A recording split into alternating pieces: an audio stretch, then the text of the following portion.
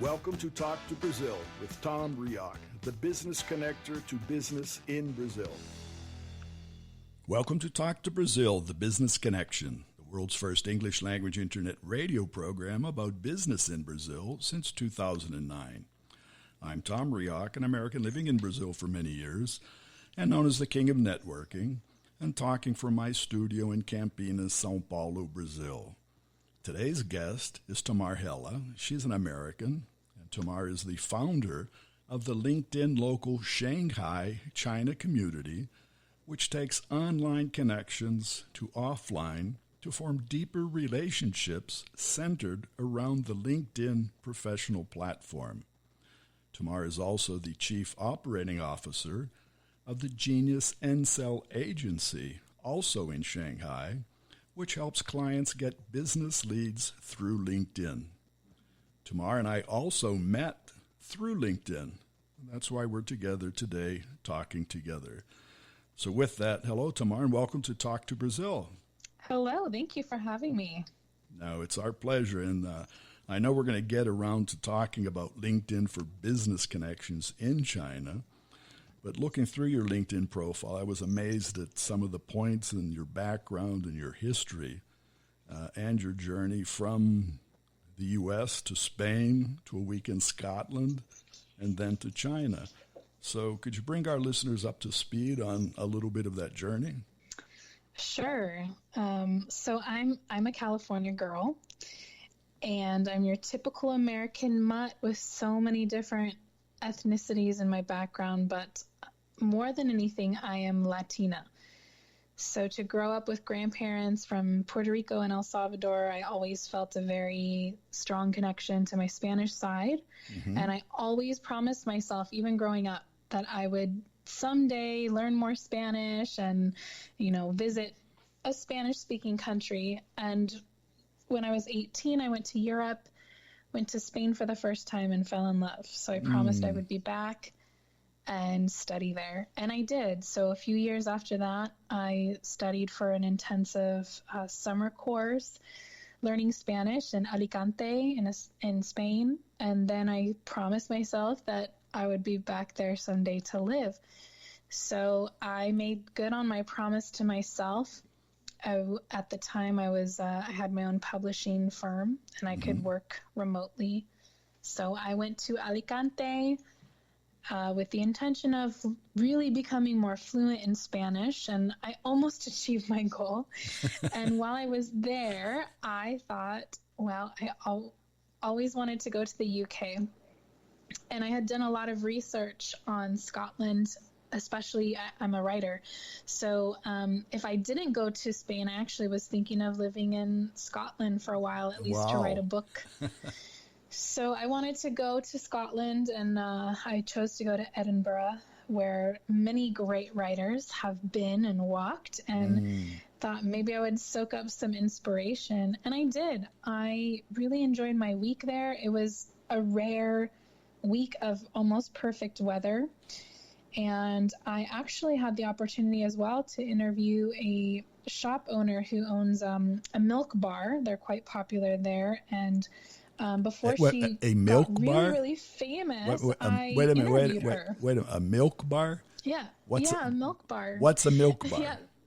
So a milk bar, apparently in the 1920s, around that decade, people would go and get like fresh milk or just different things, nothing related really to alcohol as far as I know. And so she took the idea and made like a gelato place with also milk chocolate. And it was the best milk chocolate I've ever had in my life.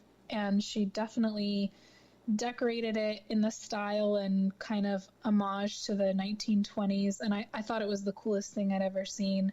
So at the end of my trip, I interviewed her, featured her on my blog when I was traveling a lot and writing about my travels. And then I think a year or two later, she became really popular and huge. And I think BuzzFeed actually featured her as one of the go-to places in Edinburgh. Wow. So it was quite cool. And I also went to like the Writers Museum there and just had an amazing time. So I would love to go back for sure one day. And I definitely, like I said, I felt so inspired, especially when I climbed up the mountain to King Arthur's Seat and just saw all of Edinburgh as far as I could see, and felt really appreciative. I made that trek all the way up to see that. So that's kind of, in a nutshell, my experience of traveling abroad, living abroad, and I think what helped me become brave enough to take the opportunity in China. Aha. So then you decide, well, now you speak Spanish, you've seen Scotland, so I'll go to China. Actually, I didn't know I was going to go to China. I've been a teacher for almost 20 years, or involved in some sort of educational background. Okay. And at the time in California, I wasn't happy about being back from Spain. I wanted to stay in Spain, but it didn't work out. So I was teaching junior high in California, and that year the school closed. So I knew either I would stay in California and figure out something else, or it was time to take a leap. Right. And me being a risk taker and having lived abroad already before, I thought, this is the risk here. So I did a little digging, and I came here to China like every other foreigner who's not in business as an English teacher. And then that led me on my journey to starting a business. I've also been in digital publishing while living in Shanghai, so I've had a very interesting experience. But to be honest, Tom, I didn't even know where Shanghai really was before I came. I knew where Beijing was, but and my geography is pretty strong, but as far as cities, I wasn't quite sure. So I didn't know what to expect, and it was probably the best thing, because I took Shanghai in all its glory when I first arrived, and absolutely fell in love with the city. It really is the city of opportunities. Well, you're making a point that's important. This week, and just for our listeners to understand, for me personally, I've interviewed just in this week, and just to show the thread of connecting, a week ago I interviewed Arthur Guimarães, who is a Brazilian living in Shanghai, and also involved in generating business connections between China and Brazil. 2 days later, Julian Sicard placed a like on that interview that we posted, that Arthur posted on LinkedIn. So I followed that thread, clicked on Julian's profile, saw him, and connected to him, and a couple days ago interviewed Julian. Julian speaks not only, he's French, but he speaks English, and he speaks Portuguese and Mandarin. Yeah. So yes, I interviewed him. On his profile, I found you. So I said, now I started talking to a Brazilian, found a French person in Shanghai, now have found, and you are that American who has been to Spain and Scotland, also in Shanghai. Yeah. And all three have said very much, very deeply the same thing about how impressed they are, and you are, with Shanghai. And Arthur started that, saying, it's just so cosmopolitan, so big, there's so much happening. But the point I want to make is that generally, when we're outside, and Brazil's part of that, when people look to Brazil, they just see one big pie, and they don't generally take a slice to understand it. And the same thing. Brazilians, when they think about China, it's just one big place, not necessarily separate the pie. And as you did, you remembered Peking, and when people think about Brazil, they remember Brasilia or maybe Rio de Janeiro, but not necessarily the rest. So I think in the different podcast interviews and all talking to you, I think that's the message we want to get out. We need to understand just the slices. If we take a slice at a time, I think it's easier to understand, specifically when we're talking about China, which is huge, right? Yeah. And so much happening. Absolutely. I just saw in that there's 26 million people living in Shanghai? Is that a number? Give or take. Give or take a million, maybe? Give or take a million.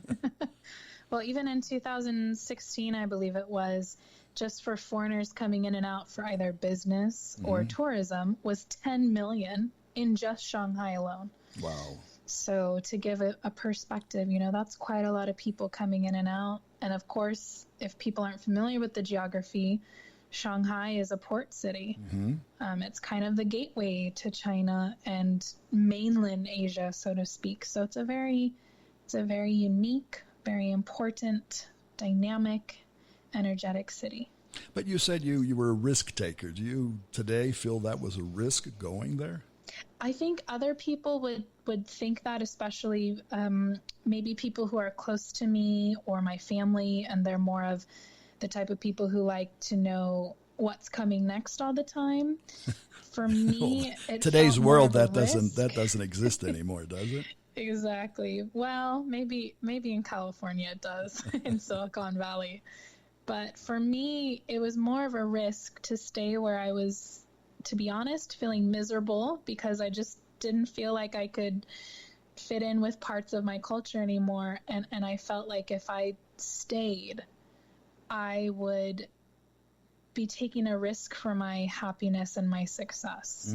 So for me, it wasn't even an act of bravery. It was necessity that drove me to make a big change. And I didn't know what it would lead to. And I still don't always know what it's going to lead to, but I'm still alive so far, and I'm doing quite well here. Well, it led to us talking. That's right. That's right. And that's what amazes me, what I do, if every day's a new day. Not that every day's a new challenge. Every day for me is a new discovery of people. I like that. And one of the things that you showed, again, back to your profile on LinkedIn, you placed an article in May of 2019 of how LinkedIn Local Shanghai changed my life, right? Yes. And so there are game changers, there are life changers that aren't mega events, right? Right. And I bring that to myself. There have been a lot of life events. But to me, every day is an event. When I meet a person like yourself, that's a major event. That's right. Because, how can I ever know a person who has had all of this background that you just said? I just learned what a milk bar in Scotland is. And I've been to Scotland. I thought a bar in Scotland was either beer or whiskey. Now you're telling me there's milk.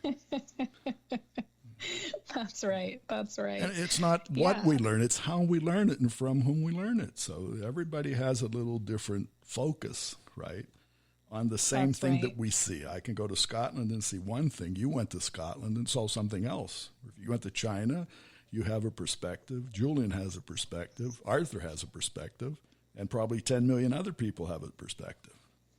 Absolutely. So I find that exciting. So that really all makes my day every day. I love that. I think it's important to have a perspective. Now tell me about your day and the group. You started the LinkedIn Local Shanghai. You're a LinkedIn user. You're also amazing me that how many people in China actually use LinkedIn? I'm going to ask you to repeat that because you're cutting out. Sometimes the satellite connections don't hook up and we lose. Okay, back again. How's that? So LinkedIn China side has over 50 million users, but it's registered users, not active users. Mm-hmm. How many do you think are active? Well, active is logging in every day, and they do measure that. I'm not sure if there are statistics they actually share with that, but I do know that they're guessing and speculating that within 12 months to 18 months, China will have more registered users than the US, which is currently the number one. Wow. So it's an exciting time for China, LinkedIn China, to really start acting on their initiatives and getting more users active on LinkedIn. But back to you, we're talking about a smaller slice of the pie. Sure. And your group in Shanghai. Tell us about that group and how active are the people that you relate to in that group. Are they in not every day, but frequently? Yeah, well, it's been an interesting evolution because I founded the LinkedIn Local Shanghai chapter 18 months ago. Mm-hmm. And of course, most of the people who showed up were interested in LinkedIn or users. Right. But they still hadn't really grasped how important LinkedIn is, especially for content creation. And LinkedIn has changed since then. Mm-hmm. So as I grew the community, and then when Julian came on and helped me grow it even more, we were both the examples showing people how to use LinkedIn here. Right. And now, all this time later, finally, our group, our community is way more active than ever before on LinkedIn. They're generating leads, they're closing deals, getting new clients, becoming thought leaders. It's so incredible, and everyone's really supportive. So I definitely would say there's a huge surge in activity of LinkedIn users in Shanghai. Now, in your group, what is the makeup? Are they Chinese nationals? Are they foreigners? Who comes to your group meetings? We surveyed the community most recently in September, so hopefully we'll do another survey soon. But at that time, as we were growing, we found that we represented over 30 nationalities, and about 20 to 25% of that audience is local Chinese. And now, as we've established ourselves even more and been consistent with networking events in person, we tend to see about 40 to 50% of the audience in person is Chinese, which is really exciting to us. And then a question. Are your meetings in Mandarin or are they in English? Right now, they're only in English, but we just took on a new volunteer team member who is Chinese, and she will start translating at least the introduction of these events into Mandarin. Wow, so you're really expanding. We are. Now, if you've reached, and that's part of my interest, and as I mentioned on the podcast, is to generate more connectability between Brazil and China for business opportunities. And even in Brazil, there are many users of LinkedIn. LinkedIn says there may be 40 million, but they're not all active. And they may be what you just said about the Chinese. They've created a profile, and many times I call it just a very simple startup profile with very little information, but they're not actively engaged. And as you mentioned, content creation and using it from a branding, either that personal or company branding point of view, is important in a global platform. Now, this outreach, do you in your group, do you teach the techniques? Do you teach how to create a profile? What is the essence of a meeting? Yeah, great question. Well, so actually the networking meetings themselves are really more for getting to know the person behind the profile, which is the values of the LinkedIn local community itself. That's why LinkedIn Local was started. So we give value by bringing on a guest speaker in a particular niche. Let's say, for example, B2B sales using LinkedIn, inbound marketing using LinkedIn. So these speakers will give their best practices. But in the group, or maybe in like a workshop, that's where we're sharing more of kind of the technicalities. Both Julian and I are very interested in that, and we definitely give tips to the community, or say, hey, why don't you write a post instead of an article, for example? Right. You'll get more engagement. So that's kind of what we're sharing, and we plan, as we continue to evolve, we plan to give more structure as well. Right. Well, I found that obviously the way that I use it and the way that I've learned to use LinkedIn is basically by using it. It's intuitive. Yeah. It's changed over the years. It's become, I don't want to say sophisticated in a complex form, but it's opened so many different avenues. There's so much available. It's a massive toolbox as I see it. Yes, so it is. What I try to do is open that toolbox and find the tool that helps me in what I'm trying to do. And that's reaching out. That's what you just mentioned, either posting, reposting other person's posts, making a comment on articles or posts of other persons, and then resharing that with someone who may have mutual interest. Those are drivers, and they're, for me, very simple techniques. You really don't have to write. I'm not a very good writer. You're a writer, and I can appreciate that. But I'm more objective in trying to, how can I engage and make simple points of communication worth my while and other person's while of taking a look. When I send a post, somebody say, hey, read this or see what's happening here. That's just sort of what I call a tickler, right? A teaser. And it works. Yeah, I think it's important to have different strategies and see what works for you. And at the end of the day, as long as you're adding value, especially in a community, that's when people interact and take notice and engage. And so the biggest value that both Julian and I really try to pass on to our community is, are you adding value? Right. And value can come in a number of different ways, ways, right? Value can come in a number of different ways. It's not just one way. That's right. So I think at the core of it and what makes our community function and why it's still growing is really all about the value. And every time we have an event, Julian and I ask ourselves, how can we bring more value to the community? And that's what keeps it going. How often do you have events? Once a month.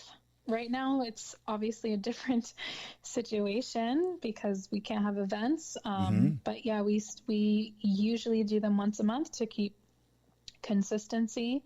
That way, too, people can get value every month and continue to be encouraged to use LinkedIn. But again, on a platform that's virtual and through the internet, you can add value every day. Well, we have a text app called WeChat that everyone in China uses, and we have groups, like community groups. Each group can hold up to 500 people. So imagine it's basically like this kind of live online forum. You know, I remember when the internet first was available to everyone when I was a kid, and like chat rooms were the thing.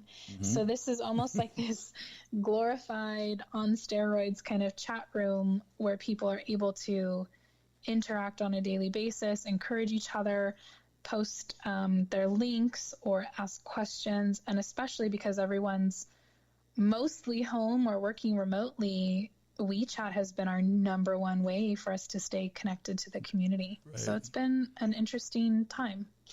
Well, that's how we connect. Not through WeChat, that's but right. The internet just creates a bridge or a series of bridges for people to connect. There isn't just one way. But right. I think what we need as business persons, that's my suggestion to business persons, is to have some ways, have some avenues open for connection. And like you just mentioned, the avenues of connection depend on who you're trying. And China is the example. If you're not on WeChat or don't use it, you may not even be found. Exactly. And the same thing here in Brazil. Persons who don't use WhatsApp, they may not be able to connect. And so that's exactly for all of them. But the platform, the business platform that I feel is the most homogenized is LinkedIn. Yes. Because the number that I saw, that in 2019, there were like 660 million users in 200 countries. So that's pretty much everywhere. And it's the only Western social media platform available in China. So really, it's a global gateway to the rest of the world, especially for Chinese companies looking to globalize or foreign companies who have successfully localized and now they're looking to expand globally. Now, that's an interesting point. Now, to your agency, right? And that's what you offer professionally. Right. Is an opportunity for foreign companies to find Chinese leads through the use of LinkedIn. Is that how it works? Almost. So most agencies here specialize in catering to the Chinese market. But for the time being, we have niched down even more, and we're basically doing like B2B or even B2C for foreign companies that are looking for at least English-speaking companies or some kind of Chinese company that's international. Because oftentimes we find that especially foreign companies that have been here for a while, they have globalized, but now they haven't taken advantage of kind of the shifting tide in Shanghai because it's such a transitory city. Right. So it's almost like they need to localize again, and they don't know how to do it. Mm-hmm. So we help them generate leads through LinkedIn, especially because LinkedIn has changed so much and more Right. people are using it now, and Right. it's a great platform for thought leadership. So we really teach them how to create inbound marketing strategies in order to get better qualified leads. We also set up systems for them that they just otherwise wouldn't have even thought about doing, or maybe they're just too busy. So then we manage everything for them. I think that's the relevant point. Everybody seems to be too busy. Yes. I've just found that this last year in Brazil. Once I started the podcast, as I mentioned offline, I created a Portuguese language podcast, BBN Brazil podcast. And podcasting literally has just taken off this last year in Brazil. And everybody Wow. wants to do it. Everybody has started up Yes. their own podcast. And many companies have Yes. started their podcast. But then they got exactly to the point that you just mentioned. It takes Yep. time and energy. It's just not, It does. just not recording a conversation. It's what you do with it afterwards. Exactly. And I know that people intend to execute, but again, when you're so busy and you don't already have a system in place, it's easy to keep putting it off or think that, oh, I'll attend this workshop or I'll get this online course or, okay, I'll just hire you as a consultant. So for clients who I know that they don't have the bandwidth, I tell them, you don't have the bandwidth, you don't have the time. I suggest this done for you Right. kind of services so that you can actually get the most out of this and what you want. Mm-hmm. Whereas clients who do have the bandwidth, maybe they have a marketing team. Mm-hmm. Okay, great. They have resources. So then we come in and we consult and we train their team, which is also interesting. So, we really are assessing, we help our clients like be real with themselves Right. and admit where their weaknesses are and where we can help them with that. Well, I mentioned the toolbox theory, right? You open up a toolbox Yes. and there's just a number of tools in that.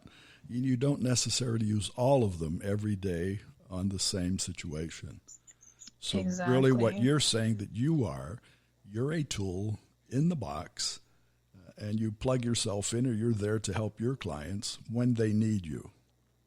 Exactly. Or sometimes, it's like if my piping system in my house is not working, I'm not going to try to take an online course to learn how to be a plumber. I'm going to call the plumber because I want it fixed now and I just don't have the expertise. Right. So, Well, I've you been know what there. I mean? I've tried to do that and I've seen the leak after, right? But up until the Well, point. my father was an elevator mechanic, very smart guy, and he taught me a lot about fixing things. But then he also told me, look, if you like don't have the time, like you need something fixed now, it's better just to call the professional and get it taken care of. Otherwise, it's going to be more of a headache and more expensive down the road. So, I apply that to my own life too. Like, I don't run everything in my business by myself. Right. There's no way I could do that. Right. I have a team and I've trained them well. And Right. it's the same thing. Like when we go in, we help businesses. We're either training their team to do the best practices for them, or we are like the full toolkit for Right. them because they're not the plumbers and we are. Right. Very Yeah. good. Well, tell us then, for our listeners, I want to make sure they get that. The site for your agency is geniusencel.agency. That's GENIUSENCEL.agency, right? Yes. Or they can find me or Julian on LinkedIn, probably a bit easier. And again, that's Tamar Hela. That's TamarHela. And you find Tamar That's Hela right. on LinkedIn, they'll find you. So, Yes. Tamar, we can talk all day. And I think I'm going to go back to Scotland just to see what the milk bar looks like. You should. You definitely should. Or go to China and see what a LinkedIn community meeting is with your group. That might be a We would love to have you anytime. As soon as everything's settled down here, you are more than welcome to come. Well, I want to thank you for your time and sharing. Congratulate you on your path and what you're doing and will do. And we'll be in touch and we'll be talking more, I'm sure. Thank you so much, Tom. And I want to thank our listeners. You can find more about Tamar Hela again, LinkedIn, that's TamarHela. And our audience and our sponsor, Focus MI Market Intelligence. Focus MI specializes in market research for the Brazilian agricultural market. And more about them on their site, focusmi.com. Visit our website, talk2brazil.com. That's talk2brazil.com. And find our previous shows of Talk to Brazil podcast, The Business Connection. Remember, when you talk to Tom, you talk to Brazil and the world. Goodbye, and thanks for listening. Thanks for listening to Tom Rioch on Talk to Brazil, the business connector to Brazil.